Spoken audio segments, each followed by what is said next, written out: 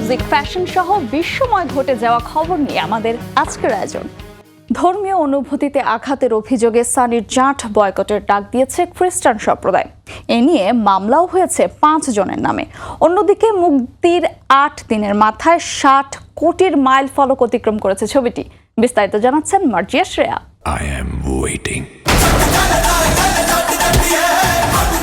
ধুমধুমার অ্যাকশনে ভরপুর সানি দেওল অভিনীত গোপীচাঁদ মালিনেনির প্রথম সিনেমা জাট মুক্তির পর থেকে ছবিটি দর্শকদের কাছে পেয়েছে মিশ্র প্রতিক্রিয়া। মুক্তির 8 দিনের মাথায় 60 কোটির মাইল ফলক অতিক্রম করেছে জাট। আর বিশ্বব্যাপী এই ছবির কালেকশন 76 কোটি। আয় খুব বেশি না হলেও লোকসানের ঘরে নেই প্রায় 100 কোটিতে নির্মিত ছবিটি। সম্প্রতি একটি দৃশ্যের জন্য বিতর্কে জড়িয়েছে জাট।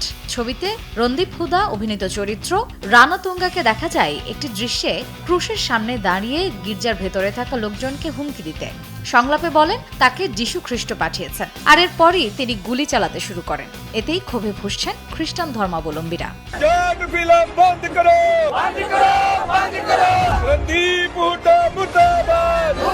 এদিকে ধর্মীয় ভাবাবেগে আঘাত করায় বৃহস্পতিবার রাতে পাঞ্জাবের জলন্ধরের পুলিশ সানি দেওল, রণদীপ হুদা, বিনীত কুমার, পরিচালক গোপীচাঁদ এবং প্রযোজক নবীন মালিনেনির বিরুদ্ধে মামলা দায়ের করেছে। ভারতীয় ন্যায় সংহিতা BNS এর 299 ধারার অধীনে দায়ের করা হয় মামলাটি। জানা গেছে পাঞ্জাব পুলিশ অভিযোগটি পর্যালোচনা করার জন্য 2 দিন সময় চেয়েছিল এবং পর্যাপ্ত আলোচনার পরই FIR দায়ের করা হয়েছে।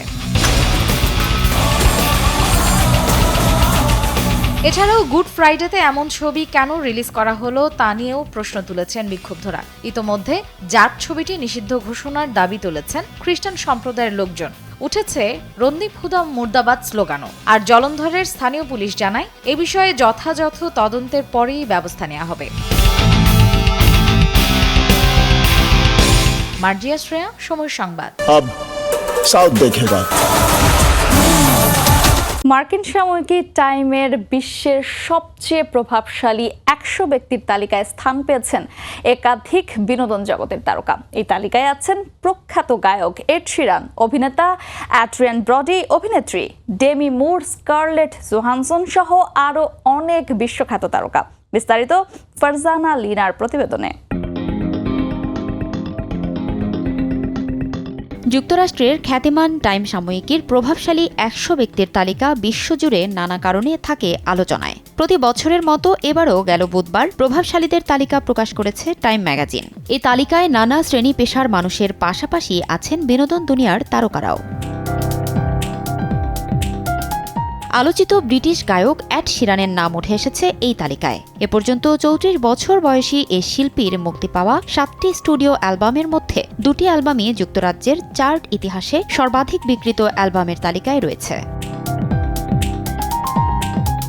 78তম কান উৎসব থেকে একের পর এক অর্জন অভিনেত্রী স্কারলেট জোহানসনের ঝুলিতে। অভিনয়ের পাশাপাশি প্রথম পরিচালিত সিনেমা এলেনর দ্য গ্রেটে পেয়েছেন দুর্দান্ত সাফল্য। গত বছর হরর সিনেমা দ্য সাবস্ট্যান্স দিয়ে ডেমি মুর অস্কারে সেরা অভিনেত্রীর মনোনয়ন পেয়েছিলেন। স্ব ক্ষেত্রে নিজেদের প্রতিভায় এবার টাইম সাময়িকীতে প্রভাবশালীদের তালিকায় যুক্ত হয়েছে তাদের নাম। এ তালিকার আরেক নাম ব্লেক লাইভলি। গত কয়েক বছরে the Shallows, Cafe Society, a Simple Favour ইত্যাদি সিনেমা দিয়ে আলোচিত হয়েছেন। দুবার এমি ও গোল্ডেন গ্লোব মনোনীত মার্কিন অভিনেত্রী ক্রিস্টেন বেল সহ কোরীয় ব্যান্ড ব্ল্যাকপিঙ্কের গায়িকা রোজ, দ্য ব্রুটালিস্টের অস্কার জয়ী অভিনেতা অ্যাড্রিয়ান ব্রডিও আছেন টাইম ম্যাগাজিনে প্রভাবশালীদের এ তালিকায়। ফারজানা লিনা, সময় সংবাদ। সম্প্রতি নতুন অ্যালবাম প্রকাশের ঘোষণা দিয়েছেন BTS তারকা জিন। আগামী 16 মে দ্বিতীয় একক অ্যালবাম ইকো নিয়ে আসছেন তিনি। এই খবরে যখন উচ্ছ্বসিত জিনের ভক্তরা, ঠিক তখনই এলো আরেকটি বড় চমক, জানাচ্ছেন আলিশা ইসলাম।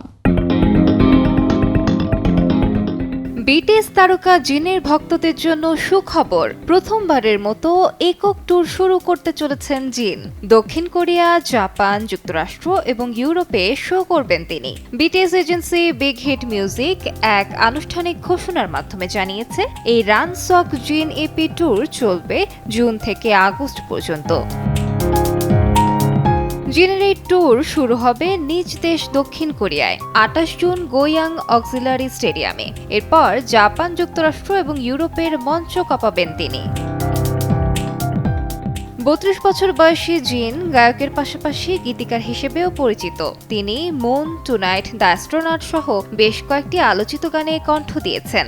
গানের পাশাপাশি দক্ষিণ কোরিয়ার বেশ কয়েকটি সঙ্গীত বিষয়ক অনুষ্ঠান উপস্থাপনাও করেছেন জিন। এছাড়া গত বছরের জুলাইয়ে প্যারিস অলিম্পিকে মশাল বহন করেছেন জিন। আলিশা ইসলাম, সময় সংবাদ। মুক্তির 5 সপ্তাহের মধ্যে নেটফ্লিক্সের সর্বকালের সবচেয়ে জনপ্রিয় সিরিজের তালিকায় উঠে এসেছে অ্যাডোলেসেন্সের নাম।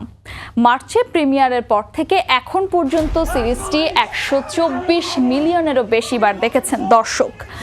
13 বছর বয়সী এক কিশোরীর সহপাঠীকে হত্যার ঘটনাকে কেন্দ্র করে নির্মিত ব্রিটিশ সিরিজটি এরই মধ্যে ডাহমারকে পেছনে ফেলে সবচেয়ে বেশি দেখা সিরিজের তালিকায় 3য় স্থানে আছে। সেই সঙ্গে পেয়েছে সমালোচকদের প্রশংসা।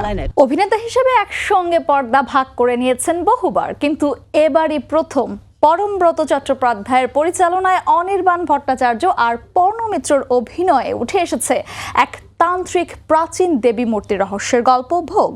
এতদিন যে গল্প ছিল কেবলই বইয়ের পাতায়, এবার তা দেখা যাবে ওটিটির পর্দায়, যার এক ঝলক প্রকাশের পর থেকে নেট দুনিয়া তোলপাড়। জান্নাতুল দোলনা জানাচ্ছেন বিস্তারিত। প্রথম ঝলকেই একরাশ ভয় আর উৎকণ্ঠা। কপালে লাল তিলক, উস্কো খুস্কো ঝাঁকড়া চুলে অনির্বাণের রহস্যময় উপস্থিতি। 1 মিনিট 21 সেকেন্ডের টিজারের শুরুতেই এক অচেনা দেবী মূর্তির দেখা পান অনির্বাণ। রোমাঞ্চকর আবহে প্রশ্ন, এটা কোন দেবী রে? পুরো টিজার জুড়ে একাধিক রহস্যে মোড়া কর্মকাণ্ডের পাশাপাশি পাওয়া যায় এক মূর্তির বর্ণনাও। এরপর ক্রমেই অনির্বাণের আচরণে ও বেশভূষায় বদল এবং শেষে পার্নোর রহস্যময় উপস্থিতি।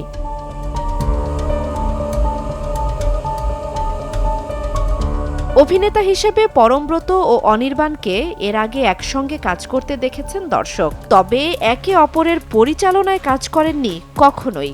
এবার পরমব্রতর পরিচালনায় প্রথমবার অভিনয় করছেন অনির্বাণ, তাই স্বভাবতই এই সিরিজ নিয়ে দর্শকের উৎসাহ চোখে পড়ার মতো। আগামী 1 মে হইচইয়ে মুক্তি পাবে ভোগ। জান্নাতুল দোলনা, সময় সংবাদ। এই ছিল বিনোদন বিশ্বের আজকের আয়োজন। সঙ্গেই থাকুন সময়ের।